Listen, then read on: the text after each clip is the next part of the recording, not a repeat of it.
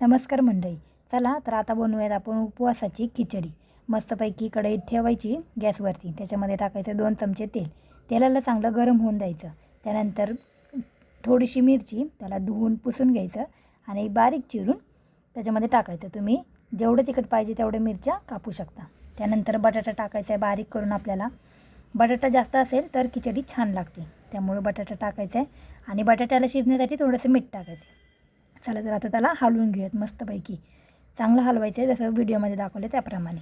त्यानंतर तोपर्यंत लाईक आणि सबस्क्राईब करून घ्या, बेल आयकॉनवर क्लिक करायला विसरू नका।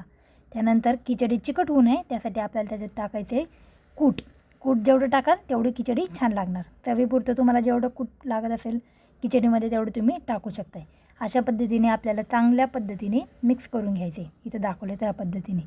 तर तुम्हाला उपवासाची खिचडी आवडते का हे कमेंटमध्ये नक्की सांगा। त्यानंतर आता बघूयात आपण बटाटा शिजलाय का।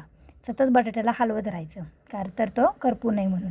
आता त्याचा कलर बदलेपर्यंत त्याला चांगलं हलवायचं, सारखे हलवायचं नाही, तर चेक करत राहायचं। आता मस्तपैकी आपल्याला बटाटा दिसतोय, जरा वेळ झाकून ठेवायचा।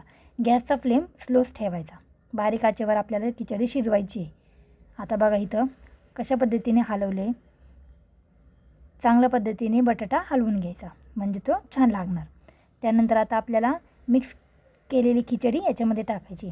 खिचडी भिजत टाकताना नीट टाकायची, नाहीतर मग ते कच्ची राहण्याचे जास्त चान्सेस असतात।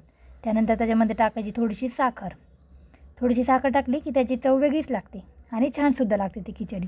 तर आता हलवून घ्यायची मस्त पद्धतीने।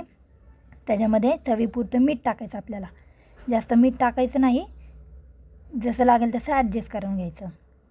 त्यानंतर आता बघू शकता खिचडी तयार झालेली आहे। थँक्यू।